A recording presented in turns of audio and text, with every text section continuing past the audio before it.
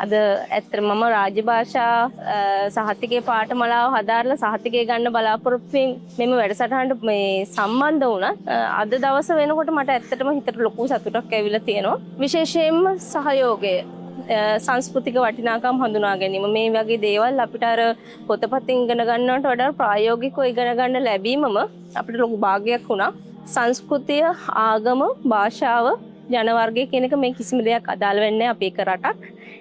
එක සහෝදරයෝ පිරිසක්. එතකොට මේ දේවල් අපි හැමෝගෙම හදවතේ තියෙනවා නම් ලස්සන ජාතියක් ගොඩනගා ගන්න පුළුවන්. හරියටම මුස්ලිම් ප්‍රජාවගේ ආගමික ඇදහිලි විශ්වාසයන් කියන දේවල් ඇත්තමද කියලා දැනගත්තේ මේ ආවයින් පස්සේ තමයි. අපි එන්න කලින් මම පොඩි අන්ඩර්ස්ටෑන්ඩ් එකක හිටියා. හැබැයි මගේ ලොකු මතයක් තිබ්බා මස්ජිදය ඇතුළට ගෑනු අයට එන්න බෑ කියන එක. සමාජ දුර්මත ඒක නෙවෙයි කියලා මෙතෙන්ට ආවම ගොඩක් වෙලාවට තේරුම් ගත්තා. ඇත්තටම ජීවිතේට වෙනත් ආගම් පිළිබඳ මේ වගේ අත්දැකීමක් අපිට ලැබිලා නැහැ. පල්ලි සම්බන්ධව මුස්ලිම් නීතිය එතකොට ඒ වගේ වත් පිළිවෙත් වෙන විදිය ඒ දේවල් අපි මේ අද දෙකීමක් අරගත්තා. කවදාවත් පල්ලියක් අතරට ගිහිත් නෑ. අනික ඒ වගේම හිතන් හිටියේ මේ ගෑනු කට්ටිය පල්ලිය ඇවිල්ලා මේ වාඩි වෙන්න බෑ. ඒ වගේ දෙයක් තිබුණා. හිතන් හිටියේ නෙමේ ඒ සිතුවිල්ල අපිට ඇති කරලා තිබුණ සමාජයෙන්. මම ටීචර් කෙනෙක්.